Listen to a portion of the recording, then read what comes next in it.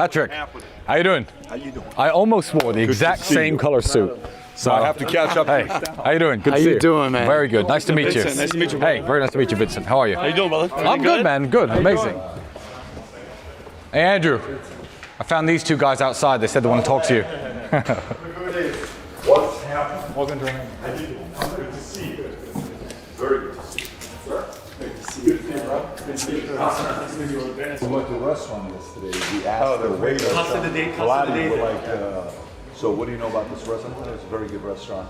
Do you know a guy named Andrew Tate? Yeah, he sat right in his chair. He ate right here. Yeah. What's the name of the place? Casa de David. Yeah. Phenomenal.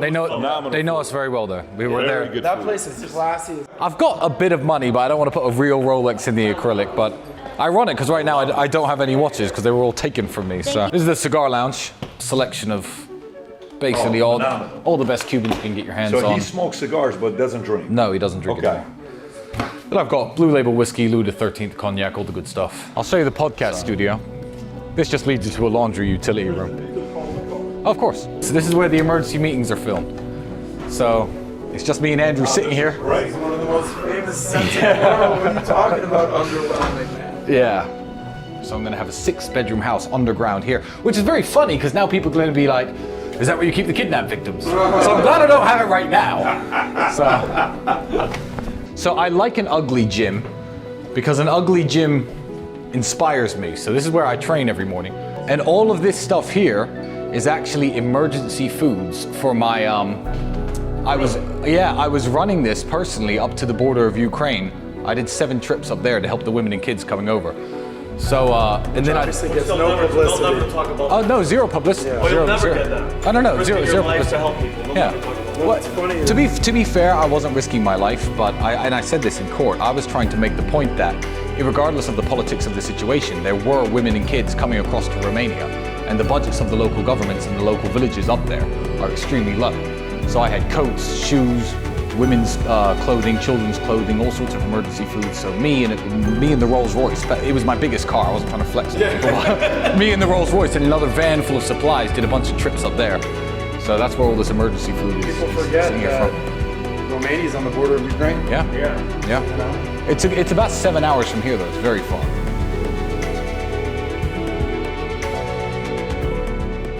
I had an operation on my hand, and I lost on points. You can see in the second round, I hit him, he goes down, but my hand's broken, and he gets up. Okay. And for the rest of the fight, I'm trying to hit him, and it just didn't work. I didn't understand why.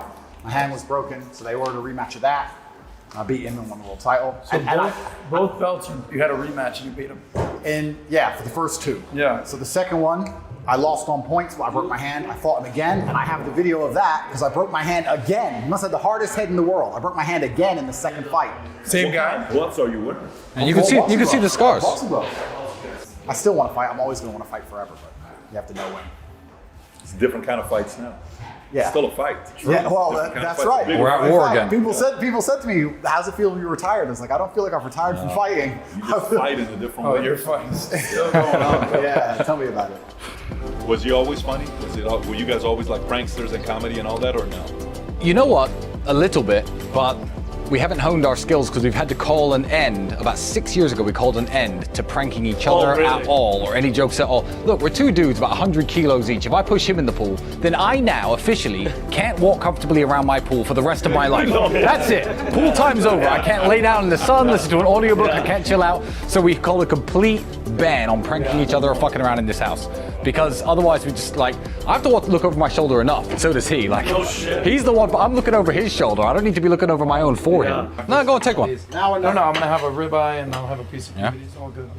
Can you get some hot sauce? Send the guy to get a bunch of hot sauce. Sure. This is a freaking feast. I have 2 of these, fuck it. Yeah, those are better for steak. I don't actually have enough knives and forks. I never eat at home or cook at home, so. These are better for steaks. Yeah. And after we finish, my podcast will be much shorter. I've got plenty of really, really nice booze, so. Maybe we have a drink on the podcast. Yeah, well, no, absolutely, yeah. We should have a drink on the podcast. I've got a bottle of Blue Label. Oh, the odd word. Like I use perspicacious a lot. Indefatigable, I use a lot. I have favorite words I use. Compendious is one of your favorite words. Compendious is another word I like to use. What is that? What is that? Compendious means presenting information in a concise way. Oh wow. Compendious. So I'll often say like I'm a professional. I'm particularly compendious and I'm concise. Gotcha. I'll say that I'm a professional. I'm particularly compendious and I'm concise, and then I'll make my point. So regardless of what the point is, before I've made the point, I sound like a genius. Right. So Andrew, do you have like a where are you picking these 5 words from? You're just going in the dictionary and just going. There's a bunch of free email lists you can go get from dictionary.com that give you word of the day. Oh, okay. Your plate, I'm gonna put the meat. Even on Patrick's Twitter status, he said describe the Matrix in 1 word, and I said beguilement. The word I chose. And that was a word I learned only a week ago. A week. That was a perfect. Just put it right in there. Beguilement means to amuse or distract away from wickedness or danger. You got to pay for your sins as well. I drink and Andrew doesn't, but I will never ever be hungover and miss training the next day. I respect that. That's how you end up letting drinking get the. I don't know. Anyway, it will destroy you if you don't fucking burn the calories off and pay for it the next day. You gotta stay strong. I'll tell you, Tristan, the way he described you today was something else. Yeah. Finally talking nice about me, Andrew. I haven't said a nice word to my face in 34 years, motherfucker. I have no idea. I told him your superpower. My superpower is giving a shitload, and your superpower is not caring at all. Yeah, fuck them. The place last night. Legit. There are better places also. Hillcrest is really nice. There's a better place than there. Yeah, there are. I should have given you a list. Well, we wouldn't mind going to a good place. We haven't lived here for 7 years because it's shit. It's actually very, very nice. If I could take you out, you'd want to move to Romania. They took this exact watch from Andrew. He came out and bought another one. They've got that exact watch.